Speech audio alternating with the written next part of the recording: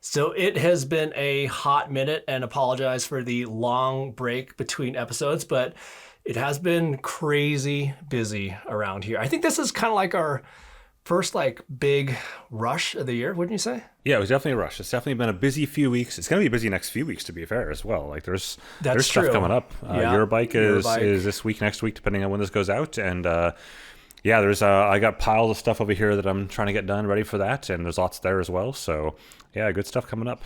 Yeah, so I think where we left off was let's say the last episode was about WWDC. We actually did film an in-between episode. Can we talk about that now? Should we talk about that I think we should. We should just mention that. It's pretty cool, I think.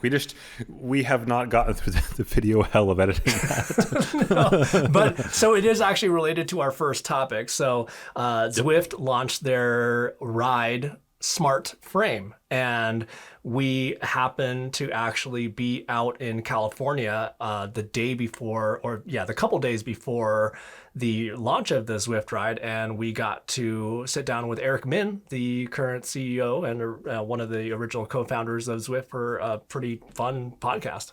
Yeah, definitely. So we filmed the collective, the Royal We filmed two things there, right? Sure, so you and I filmed the podcast there, which is super interesting because we did that focused on, I would say, more like the tech side and some of the Zwift bits from like a historical standpoint and just like the ride. And we had the precursor to the ride there, the Tron bike, in the background of that entire thing. So that's super cool when people see that. And then after that, I pulled Eric aside and basically then did another 30 or 45 minute interview as like a CEO interview talking about more of the business side of stuff. And so both of those things are currently in edit hell in our respective laptops. They always seem so simple the time that you shoot them, and then you get back and you're like, oh lordy, this is a mess to deal with, to unsort. The actual podcast episode, we went a bit overboard in terms of the amount of cameras and in terms of the amount of mics, just for redundancy. However, that makes editing a nightmare. So yeah, that episode will come out after this one, just because it's a big one for sure. But I feel like the redundancy both helped us though, because we did have mic failures on one of them, right? Yep. And I had a 2-minute mic failure on my other one. But I think because of all the extra cameras and mics that I had recording, it should be relatively fine. Sure. Yep. So anyways, yeah, look for that episode to be published right after this one. Definitely check that one out. But let's loop back to the actual Zwift Ride. So the Zwift Ride, it's basically it's kind of like the evolution, de-evolution in a way of the Zwift Tron bike. So this is a smart frame. I'm actually looking at it. It's like right over there in my hallway. Yeah, I've got mine right here too as well. Yeah. So, but instead of an entire smart bike, what they have is a frame that has smart control over your smart trainer, in a sense. And it's basically kind of like that in between of putting your own bike on there versus buying a complete smart bike. It's like when you go to a restaurant and there's like this dish that says deconstructed on it. That is what it is. This is a smart bike deconstructed. I like right? that. Yeah, that right now just happened. Yeah. But it's in some ways it makes, not some ways, in almost every way it makes perfect sense. Like if you set aside some of the minor design choices they made that we'll probably get into in just a second here around like crank length and stuff like that, at its conceptual level, this solves so many problems for everyone involved, right? It solves problems for the manufacturers, it solves problems for consumers, it solves problems long-term in terms of upgradability and all that stuff. Like, I think this is absolutely the future of smart bikes going forward for almost every case out there. Yeah, and I think it's when I say like de-evolution, it's not necessarily that. It's basically that they went from a concept of building the craziest, most premium smart bike in existence with the Zwift Tron bike to going the complete opposite direction with the Ride, where this is all about accessibility, like in general, whether that's, in terms of the variety of different riders that can actually ride it, all the way down to the price. And that's really, I would say that's ultimately one of their biggest goals with this, is to keep the price as low as possible. And I think they kind of disrupted things with the price on this. Yeah. I would have liked to seen though the orange LEDs light up on that Tron bike. Sure. So yeah. I would have been there for that. That's really where at some point they need to come out with some sort of accessory that could plug in to the USB ports on the ride controllers to be able to like some like LED light strip or something like that. I mean, there's a lot of possibilities with the customization of this. Tons of potential there. So maybe just kind of walking through briefly what we got in the bike. So you've got the frame side of it, which is this steel beast of a frame, a bike frame that looks roughly like a bike frame. And then down at the back, you've got your Wahoo KICKR Core cog one cog KICKR Core Hub one. You got a Wahoo KICKR Core with the Zwift cog on it. That's a simple of that. But the idea is that you can take this a Zwift bike and the frame, that part of it, and put it on any Zwift cog compatible trainer going forward. And so we're going to see that a Eurobike. I've got a trainer right here that is a non Wahoo, non Zwift trainer that this is compatible with, right? And so going forward, that's what's cool about this, that you can upgrade. So down the road, you want, a new trainer with new something magic in it, or you just want a different trainer than the one that Zwift or Wahoo is providing. You can do that with the Zwift frame by pairing that to that. And at the same time, the handlebars are also removable, right? So the idea is that, let's say in 2 years, Zwift comes out and says, hey, we got a new handlebar option, the Zwift, Ride Pro or something, whatever it is. Just pop it in, right? It should just fit because it's just a standard handlebar attachment. I was actually really surprised at how much I liked it and like the concept too, just because I think that the premium smart bike market, I don't know, I don't want to say it's dead, but this is just so much of a more versatile solution, and it's just so much cheaper too, that I think, again, that's where that disruption in industry is going to happen, where I'm not sure where the dedicated smart bike market is going to go from here. Especially for companies. I think, obviously you have the Wahoos, the Taxes, and countless others, Wattbike, et cetera, that are making these big smart bikes. And in some cases, like in the case of Wahoo and Tax, with these especially heavier bikes compared to the Wattbike bike. The Wattbike bike is a little bit less of a beast physically. But if you look at the Stages bike, right, the SB20, right? I mean, just huge things to ship and to transport. And when something goes wrong, you're stuck in like 90% of the cases getting that entire bike back. And when you have a bike that it weighs 120 pounds or some crazy amount, that costs a ton for the companies to ship it effectively 2 additional ways, one back to them and then another back to you. And it costs all this extra manpower versus this here. If something goes wrong, well, one, there's nothing in the Zwift Ride frame itself electronically. It's literally just a chunk of steel. So like there's nothing bug-wise, software bug that's going to go wrong there. If something software bug went wrong, it'd be in the handlebars, which is just a standard bike handlebar that you can ship back to them, no big deal. Or it's a smart trainer at the back of it, which obviously we all know how to ship smart trainers back and forth. So, from a like what can go wrong standpoint, it's just so much better for the companies, and also minimizes their risk, if you will, if things, as we saw with the Wahoo KICKR Bike V1, with all the issues that it had. Like I would love to get someone at Wahoo drunk enough to find out, did they ever turn a profit on KICKR Bike V1, right? My guess is hard no, is my guess.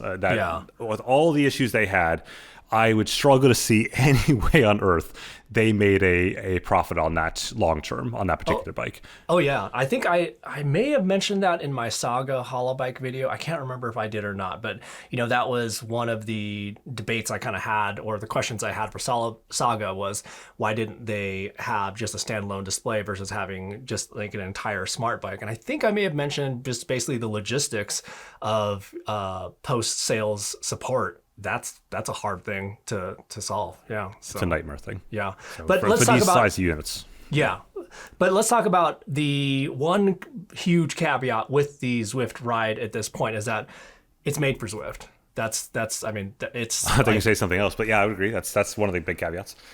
Okay. Yeah. so basically, the reason I say is made for Zwift is that the virtual shifting component with the Zwift Play or Ride controllers, whatever you want to call them, that's exclusive to really Zwift in terms of simulation mode. So that's where the cycling trainer software, if you're in a more virtual world where like gradients are changing and stuff like that, that only works with Zwift right now. But On the other hand, it works with any other cycling app out there in erg mode, which is basically, I actually had a lot of questions on my video about like what erg mode is. Can you use the Zwift Ride with other training apps? Absolutely. But erg mode is, for those of you who don't know, it's kind of like setting a treadmill at a certain speed, and it's like you got to run that speed sort of thing, and if you don't, you'll fall off. With erg mode on a bike, if you can't push the certain wattage, you're just going to come to a stop. So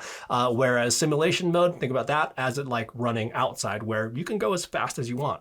Right. So in the case of erg mode, you're talking apps like Trainer Road is almost, not almost, it's entirely in erg mode. And Zwift does have erg mode too. Anytime you do a structured workout in Zwift or in any other app out there where you're doing a structured workout and it sets that wattage at 200 watts or 250 watts or 150 watts, whatever it may be, that is erg mode. So you can use the Zwift Ride combo dish there with any app out there in erg mode. It's not a problem. It's only the simulation mode that it breaks down. And, you know, it's interesting because Zwift has talked a lot about how they are going to let other companies tap into that realm. And they've got some terms that they're going to announce at Eurobike around that and how that works and this and that. But one of the fuzziest pieces there still remains whether or not third-party app companies will be able to start leveraging that. And I've gotten numerous different answers over the last 9 months of asking that question, including 2 different answers while we were in Long Beach filming that, right? I got a different answer from the CEO than the product teams.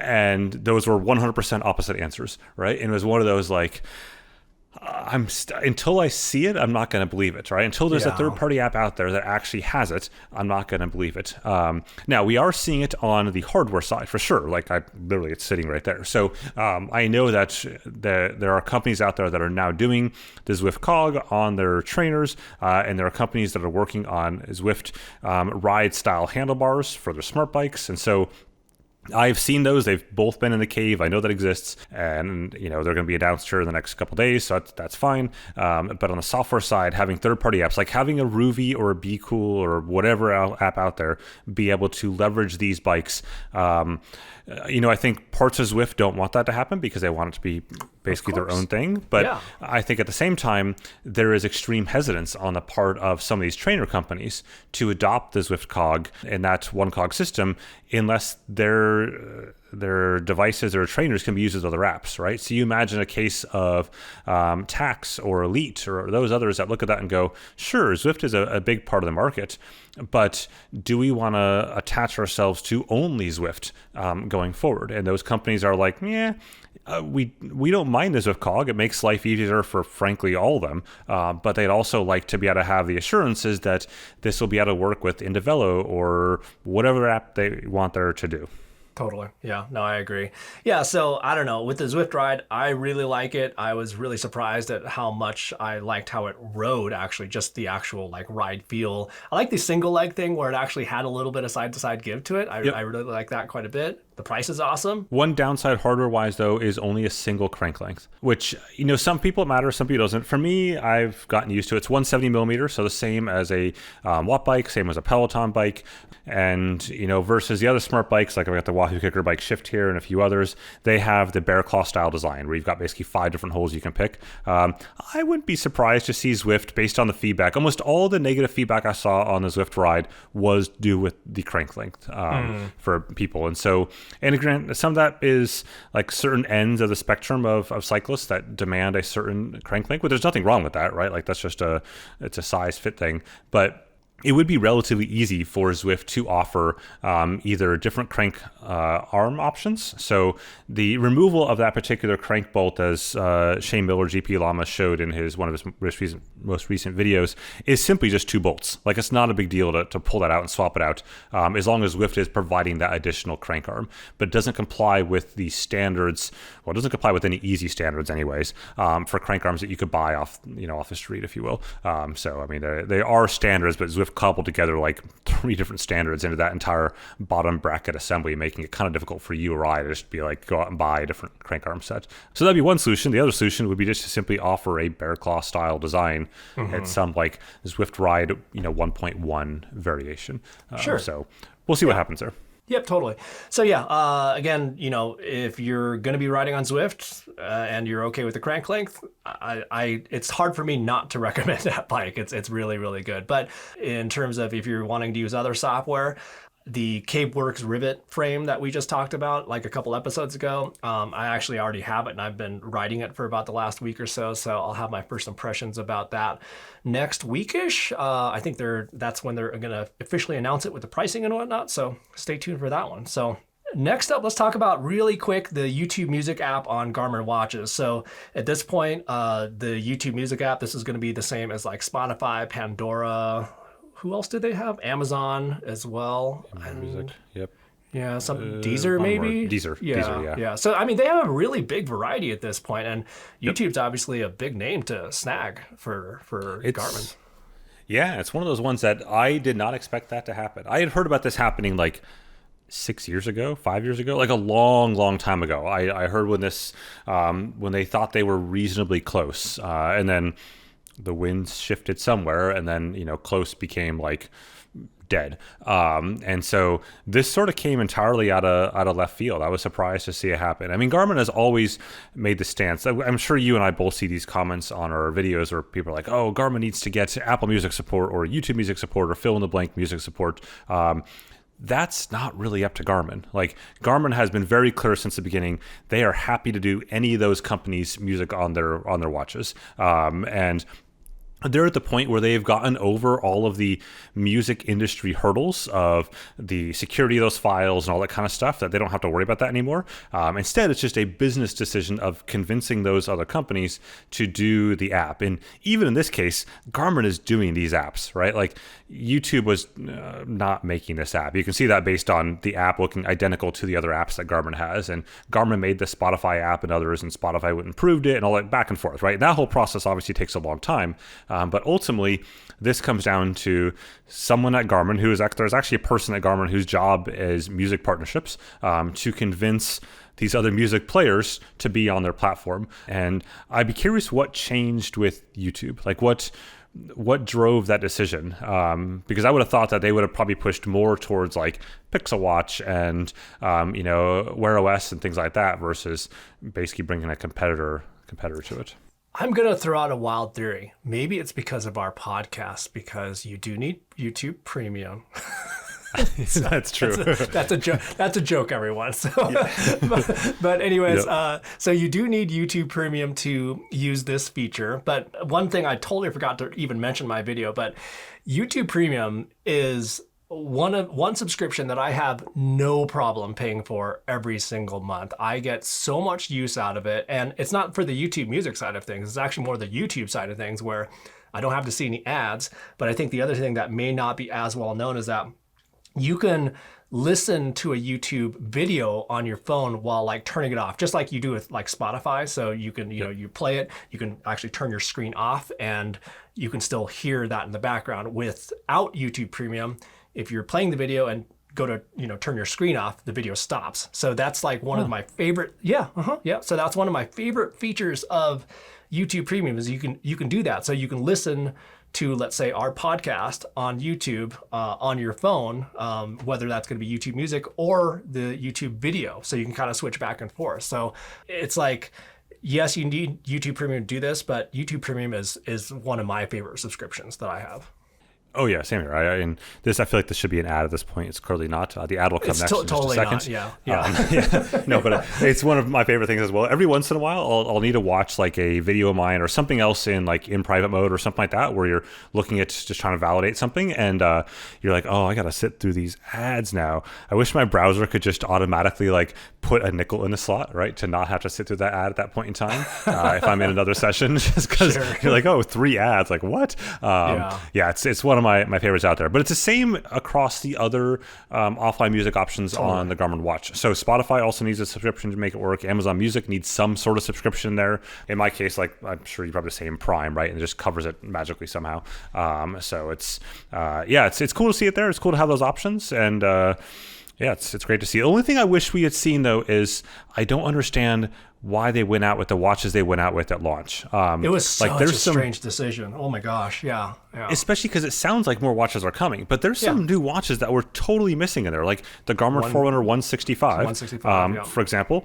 Like, it's not on there? And then even if you said, okay, setting that one aside, the Phoenix 6 isn't on there for some reason. There's music there. I mean, there's music on lots of Garmin watches past, and I don't understand because at first I thought maybe it was Connect IQ related, like versioning or something. They built the app on one version versus the other, but that doesn't explain the 165 because the 165 would have unquestionably been the newest of all that stuff. So they did put in bold letters like on that app page and everywhere else that more watches are coming. So hopefully it happens sooner. I just wish they had announced up front what those watches were, right? Because that would have like made a lot more people a lot happier versus like just saying at some point watches are coming.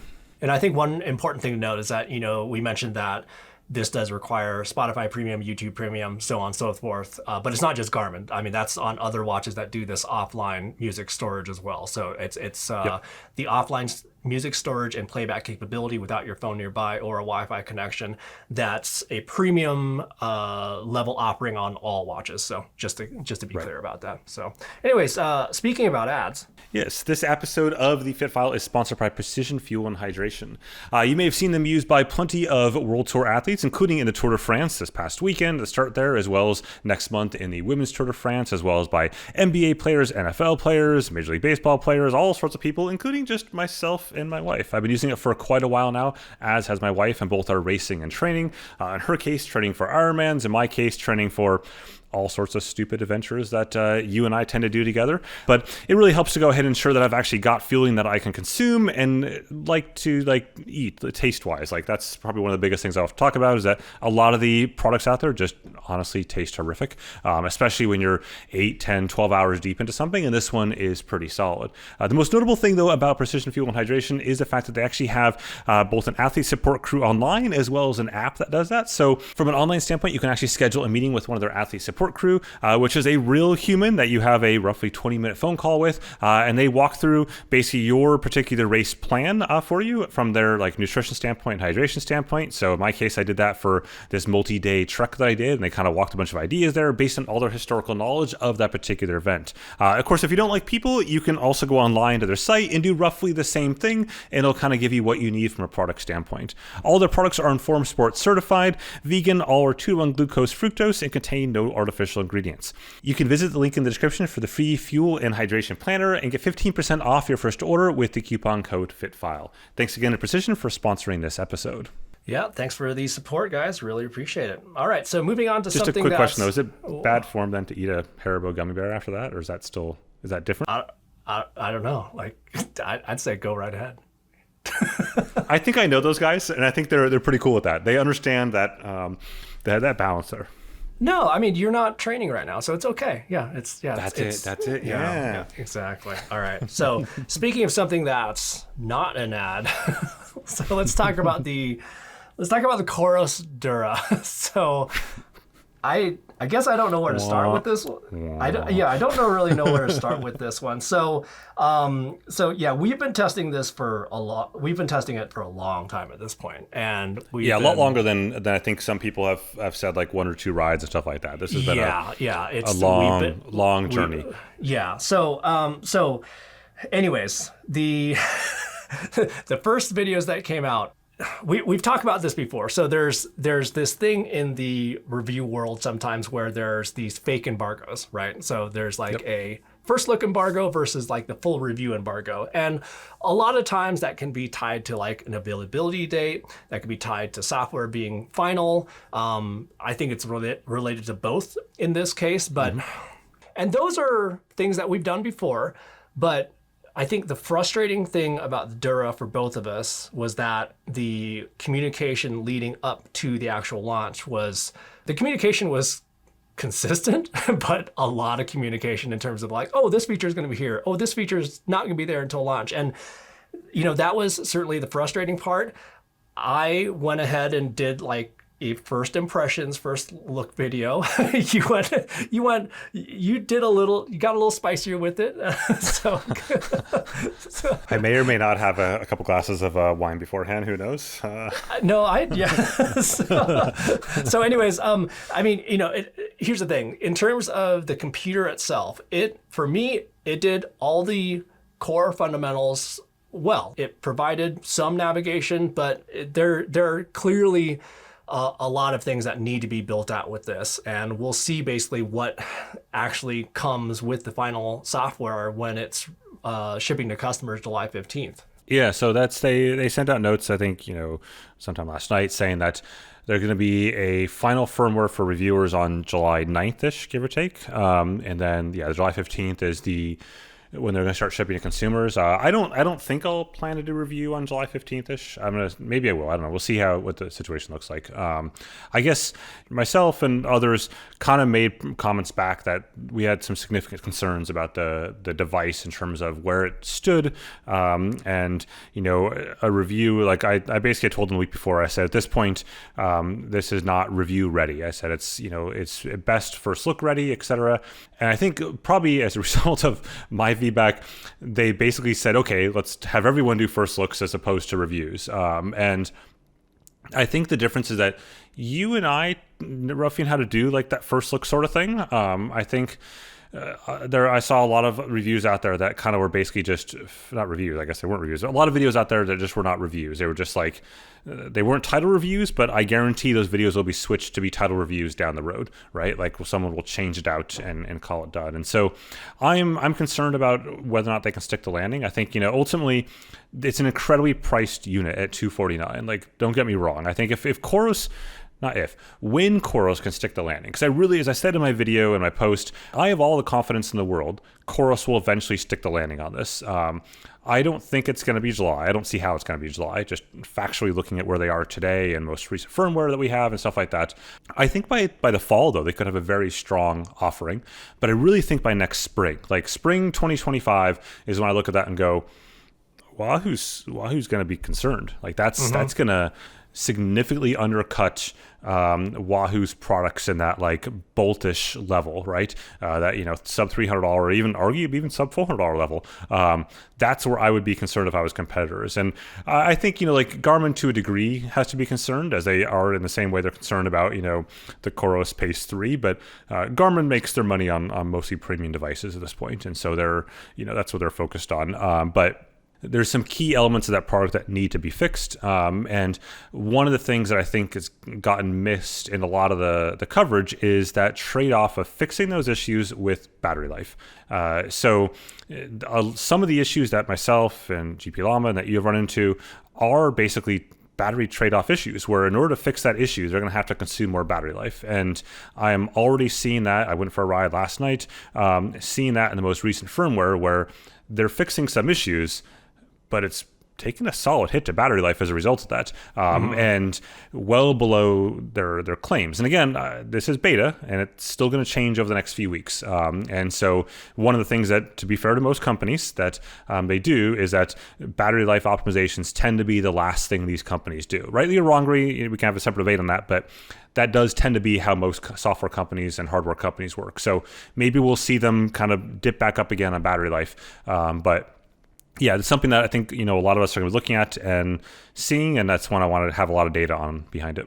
I think I think they were so hard pressed maybe on getting that unlimited battery life claim that they made a lot of compromises on the other areas, because they could have gone out with 120 hours of GPS, which I'm very much getting that. Like, in terms of the recharging aspect, I've only had one ride where I've had like a 1-to-1 ratio where it didn't lose anything over the course of the entire ride. But in terms of the 120-hour claim, that's been very consistent for me, even with very early software. So I think it was, again, like, I think they were just so hard pressed on maybe looking at that 1-to-1 unlimited sort of claim that, again, like, compromises had to be made on the back end there. So, but yeah. The one compelling thing still is the price of this thing. So it's $250, which is very competitive. But This puts COROS in a little bit of a pickle, right? Considering their strategy with software updates, how they, keep on increasing software updates over time, where right now, 250, let's say it has all the features at launch that they promised. 250, I think that's pretty competitive. It's not bad. But the features that it's going to take for this computer to be really competitive against something like a Wahoo or a Garmin is going to be stuff like on-demand rerouting without your phone nearby. And that's a huge hurdle, of course. And how do they add that to the Dura later on with the $250 price tag? So that's where it gets a little bit tricky, right? In terms of when they release the Dura at this price, where it could actually be worth $300 later on down the road. Yeah, I think that's sort of the bigger challenge though they've got, is that I think it's my brain goes to 250. Holy crap, that's an incredible price, right? And then I remember the Wahoo Bolt V2, the current version, is only $279 when it's not on sale, which is it's almost always on sale, right? And so it's only $20 more or $30 more, whatever it is, but it does a million things more, and it does it very, very well. The key difference, though, is simply battery life. At the end of the day, the difference between $249 and $279 is that at $249 you get, let's just say this, all the battery life. Let's just say battery life is forever battery life. Great. You get forever battery life at $249, but you get a pretty significant cut down of features, some of which people tend to use and forget they even use, like rerouting, right? Without cellular connectivity. Versus $279, you get relatively short battery life at whatever it is, 15 or 20 hours or something like that. But you get a product that's been in the market for a decade, essentially, in various iterations. And it's pretty well proven in terms of we know what that is, right? Both good and bad, but we know what that is. And so that's where the 250 at first glance sounds amazing. And then you start to kind of go, well, there's actually other products in the market there, right? And that's before we look at X-1 products from Garmin, right? So a Garmin Edge 530, for example, something that's obviously been around a few years now. It's probably 4 or 5 years old, that you can easily find for usually about $200, $225, something like that, depending on the current state of the sale. Again, far more capable product, except for battery life. And that's going to be, I think, their biggest challenge. Versus if you look at COROS with their Pace 3 watches, right? That was there's no reason not to choose it sort of thing, right? It's such an easy choice. And so it'll be interesting to see COROS. I want to see them succeed here. I want to see them really push the envelope of things, because I think, if we look at Wahoo on their bike computer side, Wahoo's been doing a lot of great stuff on the trainer side and the indoor bikes, etc. But I feel like over the last few years on the bike computer side, it's largely languished. And we've seen Hammerhead with the Crew rise up and become what I would consider the second place player there, behind Garmin in terms of whatever metric you want to use, unit volume, sales, any metric you want to use. I would say they're probably core that number 2 side of things. Yeah, there's going to be a long road for COROS to catch up with all the other bike computer or dedicated bike computer companies that are out there. But I don't want to ruin it for my review, but basically there's going to be 2 reasons to buy the COROS Dura. Battery life, which absolutely is incredible, or if you already live within the COROS ecosystem with a watch. And there's lots of compromises other than that, but those are 2 compelling reasons to get it. Yep. Moving on to something on the totally opposite end of the scale. So let's talk about the new Garmin Edge 1050. So it's bigger, it's heavier, it has shorter battery life, but I really like it. So I don't really know how to. It's funny. It's on every element of things, no pun intended. It's the opposite end of the scale from the COROS Dura, right? Every box you check, whether it's battery life box, it's display, whatever box you want to check call that. Totally different. It's software stability, right? You can check any, the entire list of checklist. It is the opposite in every possible way. Price, right? The price is $700 versus $250. Yeah, it's totally different. And it's very, very solid. I'd say, we can talk about the features, what's new, but I think ultimately my favorite feature is just the simplest one. It's a bike belt. Ding, ding. Good. It's so good. It's so good. It makes so much sense. And if you have remote shifters, or you can somehow find the decade-old Garmin Amp Plus shifter button, then you can do it from your handlebars. You don't even have to ever touch the unit itself to ding ding all day long. It's actually surprisingly convenient to do it from the touchscreen itself, just to like tap the bell. But seriously, this is a huge reason to go buy an Edge remote. This is a big reason to go buy Axis blips if you have SRAM Axis electronic shifting. It's a great feature. But so anyways, that feature is tied to one of the other highlight hardware differences between this and their other flagship Edge 1040 Solar, or Edge 1040, is that comes with a speaker, and then the other big highlight feature is the LCD display. So I said it in my video, but this is very much Garmin giving the Epix treatment to the Edge 1040 Solar. So, the Edge 1050 is kind of like actually somebody, I can't remember, somebody said Edge Pix or something like that. Yep. A couple people said Edge Pix, And then, so the 1040 is more like a Phoenix, the Edge 1050 is more like an Epix. And I don't know, the brilliance of this screen, in most scenarios, it's nice. It's super nice. But again, just like the Epix versus the Phoenix, where I see the considerable differences with the maps because of this, significantly more detail, a lot more contrast, just a lot more detail in there. Yeah, I've been riding them side by side, the 1040 Solar and the Edge Pix, the Edge 1050, and it's interesting to see that. Well, one, Shane did something really fascinating in his review. He held a flashlight over the ambient light sensor of the 1050 and showed how quickly the screen changes brightness. And it's something I saw and I tried to capture in video when I was out riding through a forested area. And it's really hard to capture on video just because of everything going on, like video wise, makes it tough to show. But it changes brightness levels so incredibly fast to account for lighting condition changes. And like you're talking a second, right? At most, it's just like boom, adjust.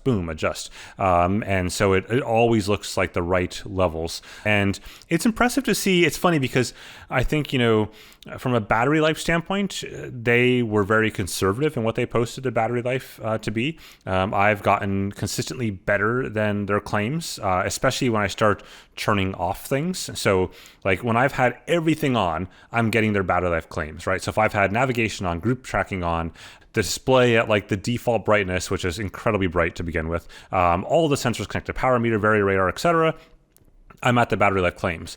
But if I turned off navigation and if I turned the display brightness down to about like 30%, which is still brighter than the Edge 1040 is that's next to it, then I got like 30 plus hours, right? And it's just, you keep on kind of going down that list and start to get that battery much better than I think Garmin is giving themselves credit for.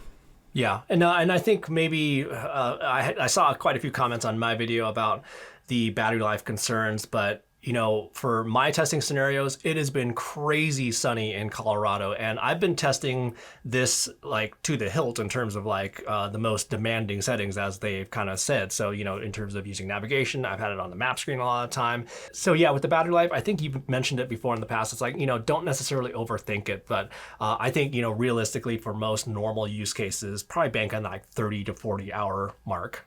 Yeah, I think you're in that territory, which is, I think, fine for most people. Again, that's more than twice what their nearest competitor is, basically, in terms of real-world usage. Like if I put things through the DCR analyzer and look at the battery life that spits out on these devices, it's more than twice that.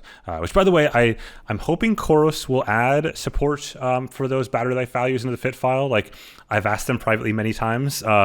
Look, here's the thing with that. Like it only makes COROS look better than the rest of them, right? To be able to show that the battery lives are truly at those values, as opposed to everyone taking like photos before and afterwards and stuff like that. Just record it into the value using the standards that are out there, like Wahoo and Hammerhead and Stages and Sigma and Garmin, and literally every company does it except at this point COROS. But I would say that don't let that distract you from getting the Dura ready for launch. That's my one caveat with adding that. Yeah, I don't know. I want to see proof. I want to see proof in the pudding of some of these battery life claims. I think I think there's some value in that, to be honest. I think there's to be able to see in reviews people show the actual battery life that was out there, I think is pretty interesting. Sure, yeah. No, and one looping back again to the battery life on the 1050, one thing that I really started to realize over the last month or so that we've been riding with it, which I again forgot to mention this in my review, but I charge my Varia like every other ride, if not like every ride, just to make sure that it's charged,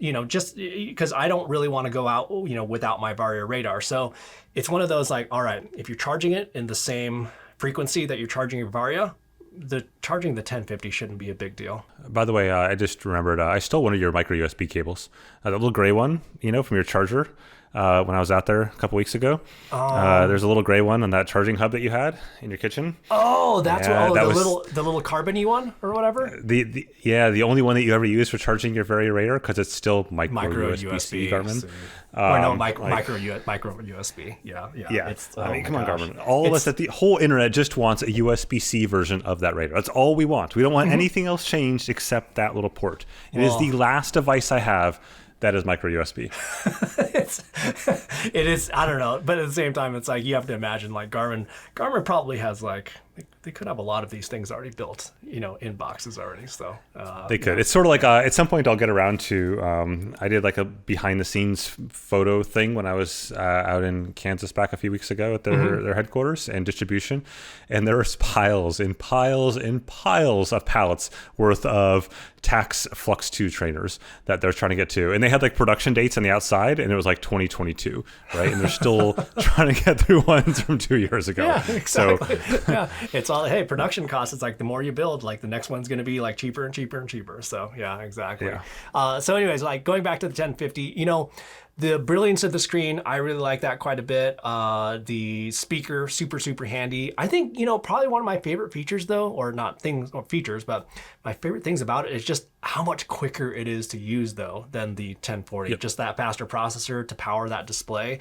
It just makes the moving around the device, I don't want to say nearly like a smartphone, but pretty darn close. It's very, very snappy. No, I think it's a very solid device. It is technically, by the way, $50 cheaper than the Garmin Edge 1040 Solar is, which is something that I think, I mentioned it in my review, and it's one of those things that I kind of think threw people for a loop, because they're like, oh, a $700 bike computer, might as well buy a phone, right? And it's like, sure, for one, the current gen iPhones don't start in price-wise until like 8 something for the base models. But even then, you're not going to get the battery life, and you're going to be sticking a phone on your handlebars, which has pros and cons. Great for commuting, right? No problems there. But like, I think there's it's interesting because a lot of comparisons were made between, how close phones and these devices are converging. And I think there's some truth to that, but also a lot of misnomers about that, right? Like in terms of if you were to drop, though I did see someone did manage to drop their Edge 1050 the same afternoon they bought it. It slid off their car and landed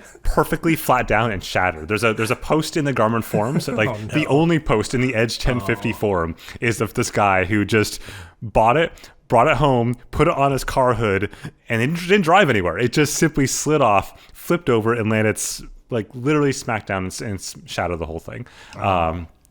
But anyways, point is that if you look at a phone, phones are designed for performance of you using that device in your hand.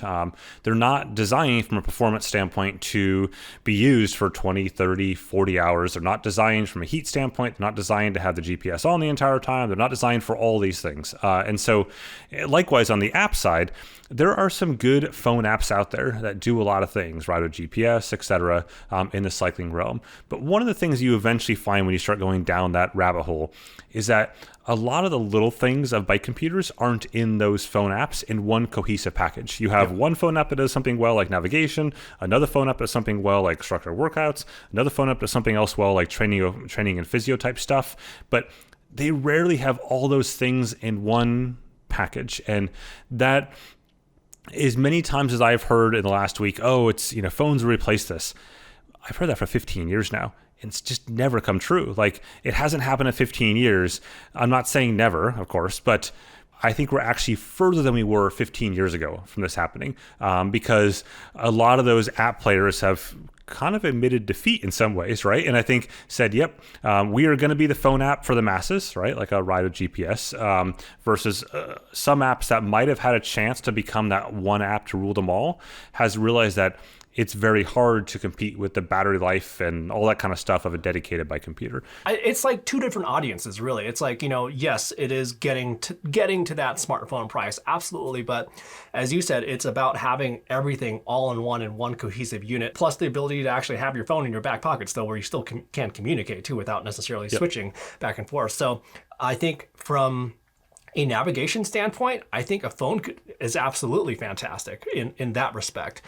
But when you're talking about, again, that entire package, that's where it's a different audience for this type of device. Totally. So anyways, it's interesting to see this device. I think from like a stability standpoint, no meaningful problems. My only bugs that I encountered here were just some minor like UI stuff, which they apparently had fixed basically like over the weekend for like server side and some stuff. But otherwise, like very stable across the board, no power meter issues, none of that stuff. Just it's what you'd come to expect of a polished product at launch at this point in time from Garmin. And giving Garmin credit, they've made a lot of progress on software stability over the last 3 years, I would say, 2 to 3 years, compared to where they used to be 5 years ago on that front. Totally. Yeah. One feature we got to test out pretty thoroughly was a couple weeks back. We mentioned on, I think, the last episode, we got to ride up to the Gold Hill General Store in Boulder County and get a cookie. And we had this what was the max grade that you actually saw on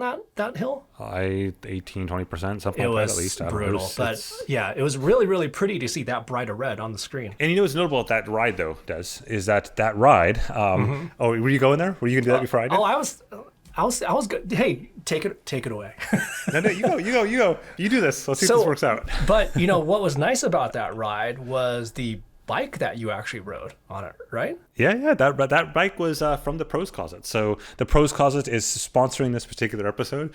That was less smooth than I anticipated it being, but nonetheless, we've arrived. The Pros Closet is sponsoring this particular episode of the podcast. The Pros Closet actually has been sponsoring some of my YouTube videos for a while, and so I'm working with them now for over a year and a half, something like that.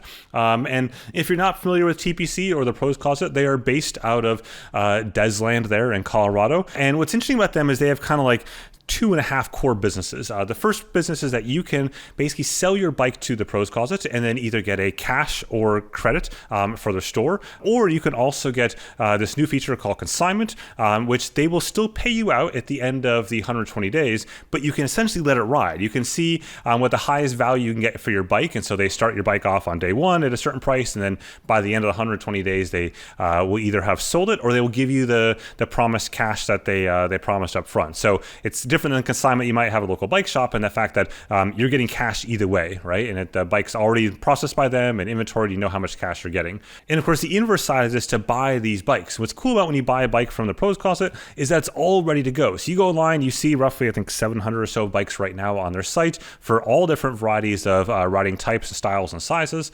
And they are photographed well. We actually got to see while we were there how they photograph those bikes. A bit of a geeker, like a photo geek's kind of dream studio in terms of that. And those bikes then are tuned up by master mechanics, parts are swapped out as need be, and then from there they list them and are pre-boxed. So when you go onto the site to order something, the bike is in a box ready to ship basically that same day, depending what time of day it is, out to you. The actual facility there is incredibly impressive too, in terms of taking these used bikes in. They have these like enormous bike wash stations that I think were like made for either dogs or horses or something along those lines.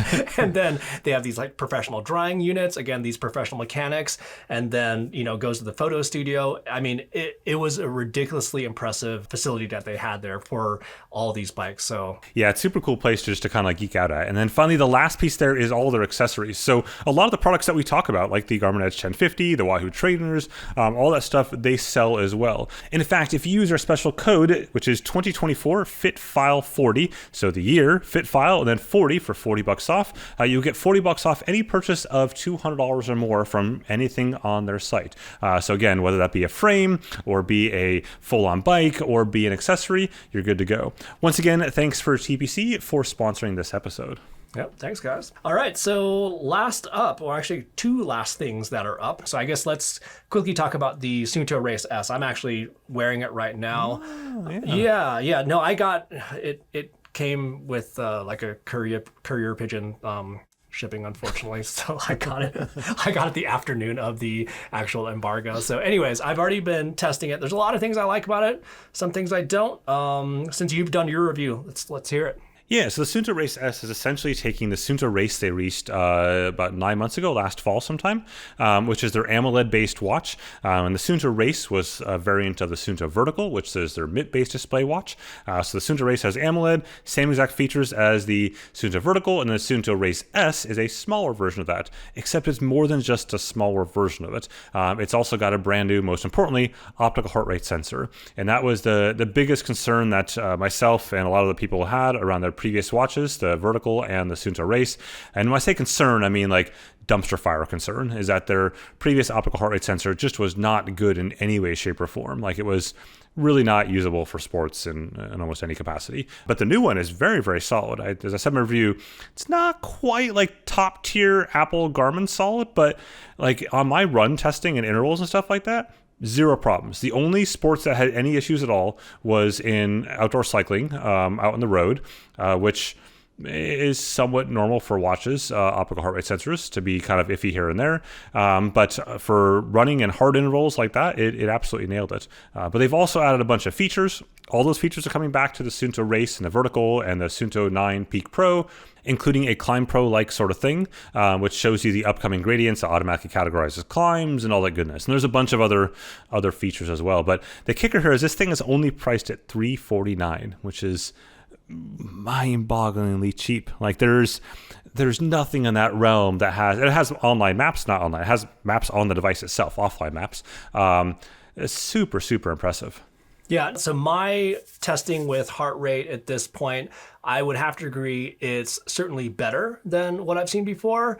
There have been some rides that I've had so far where it's like, wow, you did a really good job, and then just went completely off the map. Now, again, it's kind of a low bar to kind of rise above from the previous version, and I will absolutely say it's a lot better. But in terms of accuracy, I've got some thoughts about that for sure. So and have you done runs yet? Because I've done runs and rides. My rides were all dumpster fire, but my runs have been spot on. Runs, I have not done anything with it yet. So I've done some indoor rides, some intervals inside. One of my steady state indoor rides, perfection. It was like absolutely perfect. The intervals, a little bit shaky, a little bit shakier than I would like to see. And then the couple of outdoor rides, one of them actually was very, very good. The other was, the first half was like very decent, and then it completely lost the plot. And then for weight training, not terrible, but either way. So again, a lot better than the original race. But going back to the price though, it's one of those things where you look at all the other features, and this is almost the same mindset I had with the original race, is that when you look at all the other features that it had, and then you look at the price, you're like, gosh, I know heart rate is a big metric and it's a very important metric to look at, but it's like almost can be forgivable in a way, just because like go out and get a heart rate strap, and this is a very capable watch at that point. And considering the price of this at $350, I mean, the heart rate is even, more forgivable, I guess you could say. And again, it's like, I think it's decent with some caveats there. No, I think it's incredibly priced. And as I said in my review, what's interesting here is that while this, will take away from some Garmin sales, they were going for blood with this product, but not Garmin's blood. They were going for COROS and Polar's blood, right? That's where it hurts the most, because especially with Polar with their crazy new high pricing strategy thing, like this just slaughters that coming from an undercutting like price standpoint, especially since it has the same maps, right? It has the same maps as COROS and Polar, meaning they lack like the street names and stuff like that. So they're very similar features between these kind of those three companies there from a mapping navigation standpoint. But in the case of COROS, even more so with the kind of like their Apex Pro series there, and that it undercuts that from like in everything standpoint, like in every category, just like before, right? With you find any category you want, and it's like, dang, Suunto, that's doing it tough there.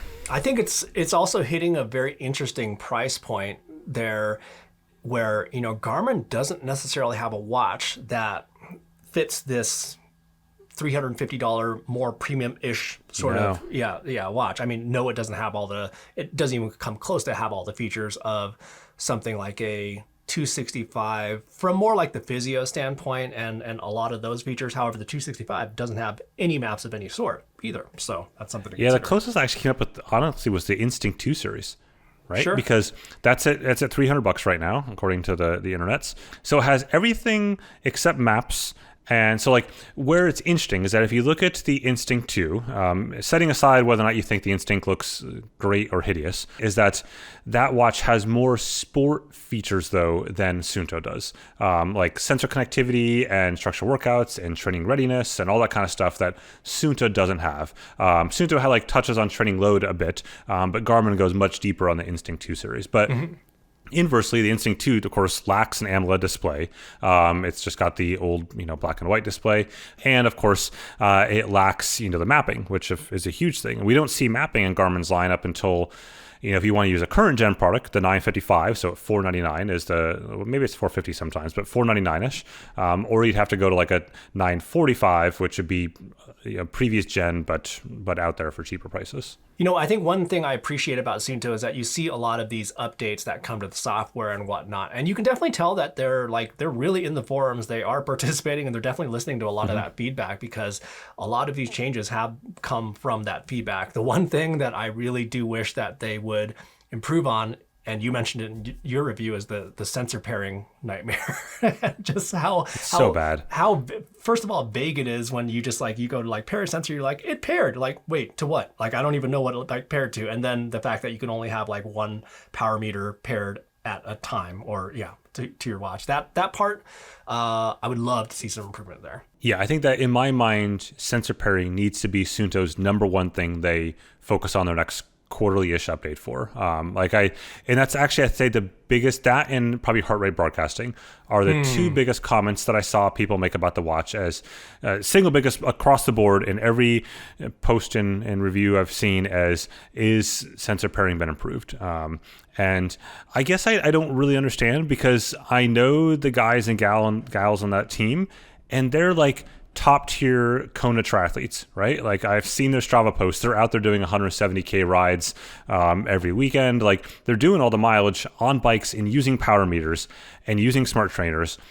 And I know that's a pain in the butt for them, right? So it's how that needs to be addressed if you want to attract the cyclist triathlete market, which it's an incredible watch. So that just solve that and check that box off, so it's not the thing that kind of hinders people into buying this watch. Yeah, and I think Polar probably needs to relook at that whole sensor pairing situation as well, because it's a little bit cloudy there too.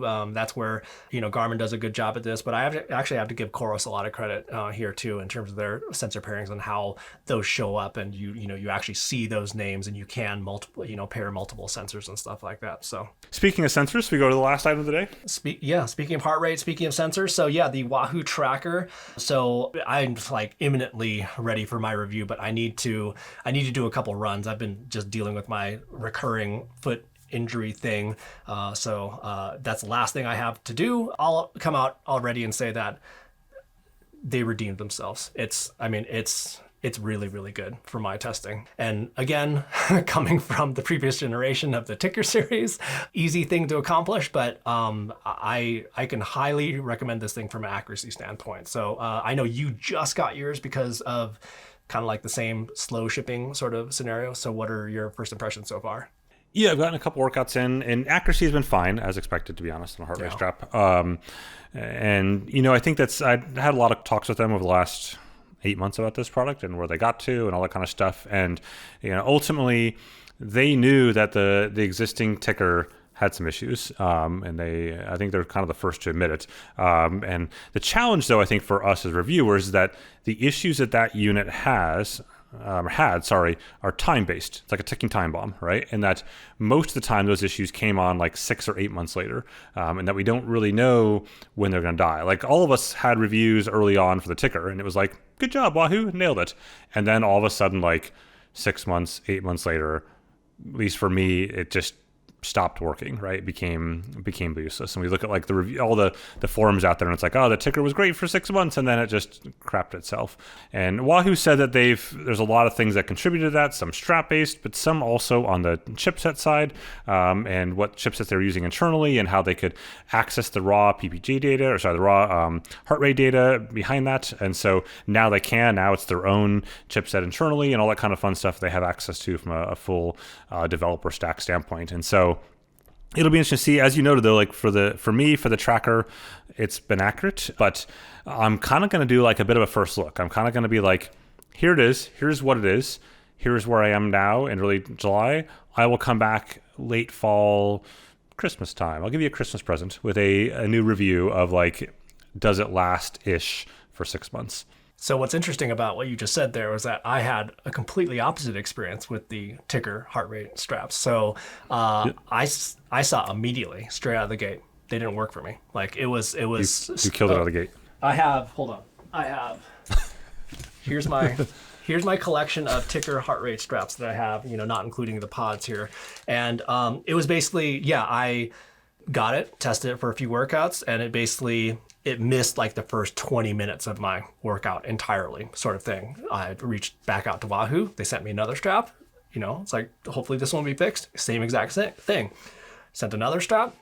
So basically this like process just kept on going and going. And that's actually, I actually never came out with a TRACKR review just because they kept on sending me products promising me that they would work, and none of them worked. And it was just one of those, like, you get so frustrated with something, you're just like, I'm going to put this aside till another day, and that other day never came for me. So for me, funny enough, I had issues straight out of the gate where I just clearly was not seeing accurate results. So mine weren't even long-term. So I've been testing the TRACKR for about, I think 3 weeks now, and I have not seen one issue with it so far. What do you think about the charging cable though?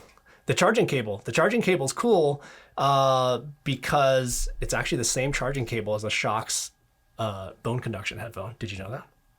I did know that, actually. I heard that at someone. I'm curious how that came about. I'll ask them next week at Eurobike. Yeah. I am mixed on the charging cable, right? Okay. Like to me, so I don't normally run with headphones, so I don't have another reason to have this particular charging cable. My problem is that every other heart rate strap on the market, you put a coin cell battery in and you forget about it for 1 to 2 years, right? Like, generally speaking, Polar, Garmin, etc.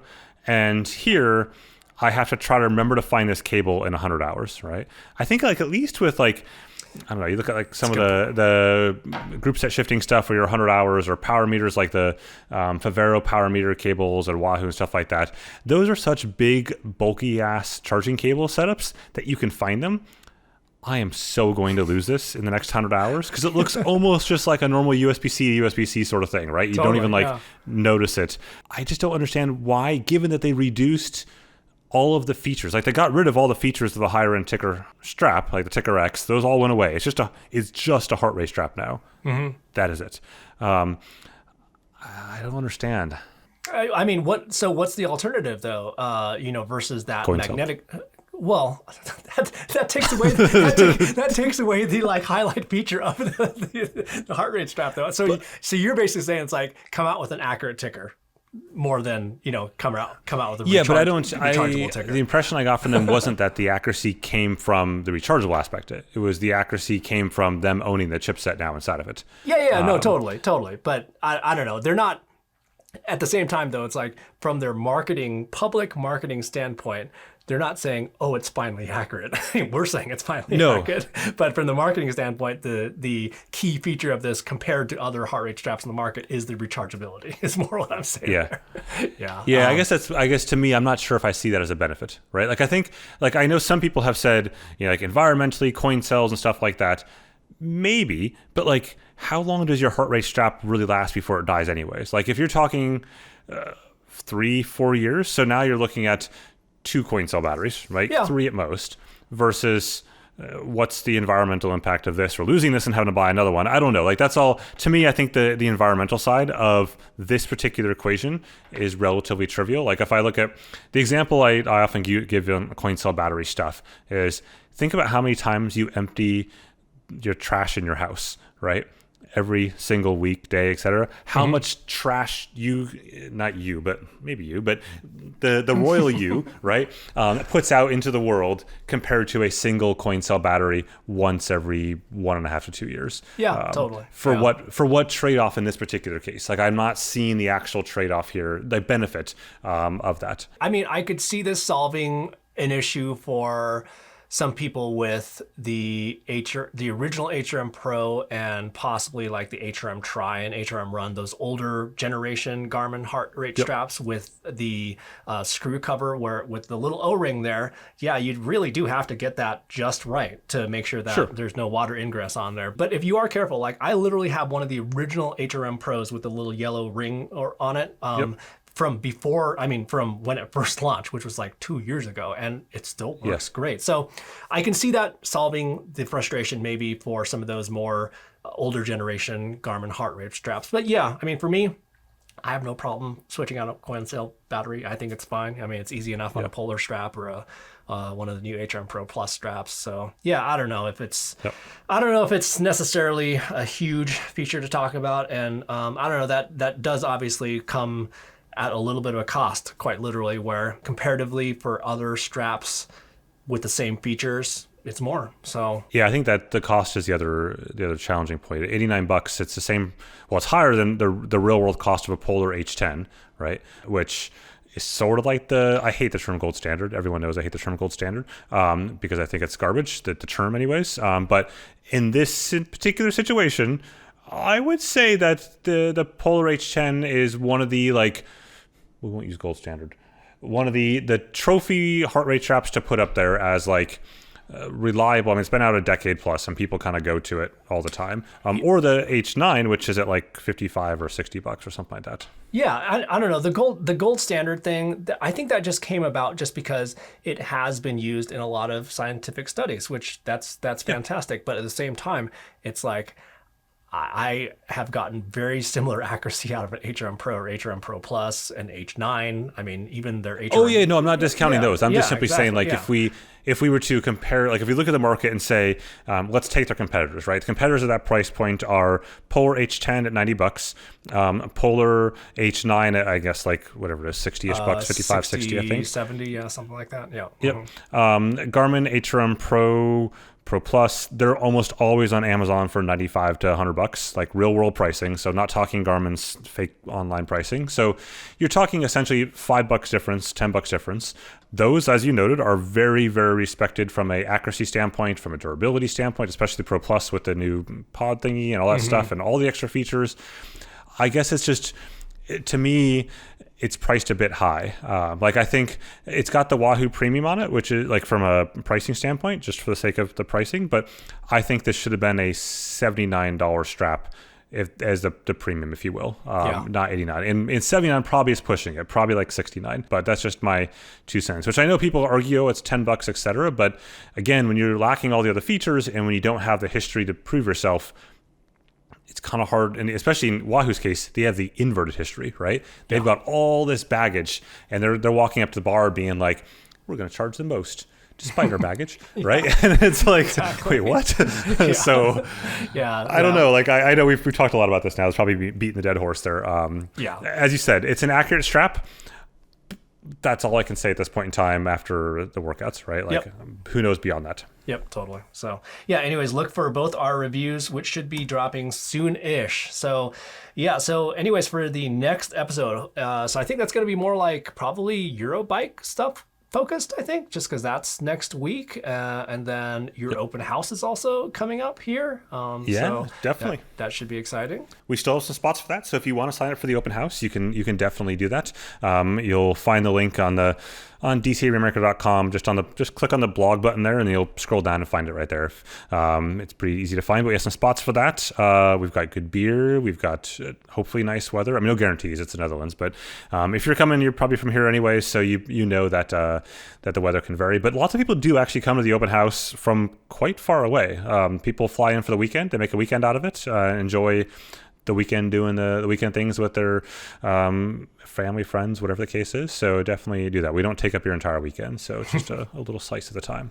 Yep, totally. So, yeah, so I think that's going to do it for this episode of the FitFile podcast. Again, you can listen to us on Spotify, Apple Podcasts, and YouTube, of course, whether that's going to be the YouTube video or YouTube music. And, make sure to load us up on your Garmin watch for the next time, too. And yeah, exactly. So, and again, another huge shout out to the Pros Closet as well as Precision Fuel and Hydration for sponsoring this episode. Anything else that you want to cover today, Ray? No, I think people should tweet at us their Garmin watches with the podcast on it. Right? Pictures there of that. You go. Let's see here. We will retweet it. Hashtag. Is that a promise? That's a promise. Yeah. Yeah. So if you of any watch, by the way, it doesn't be Garmin watch. If any watch, you send us a picture of your watch playing the FitFile podcast, we will retweet it because that'll be amazing. And yes, we're still calling it tweets. Right? So we still call it, right? Should we call it like hashtag FitFile podcast? That'll probably be the best thing. That could be the best thing, but definitely tweet Desiree because I won't be able to actually find a hashtag anywhere. You could do the hashtag Insta Story thing too, that all the kids do. Oh yeah, that would work too. Yeah, totally. Cool. But Insta Story. Are you on TikTok? Talkity Tick? No, I'm not on neither am I. So it's got to be Instagram. It's got to be the Twitters. The Twitters, yeah, exactly. Yeah, that's it. Totally. So. Yeah. Anyways, thanks everyone for listening, and stay tuned for next time. Eurobike should be fun times, and eventually we will get this whole interview edited and get out the door on that as well. Yep, sounds good. All right, see you guys.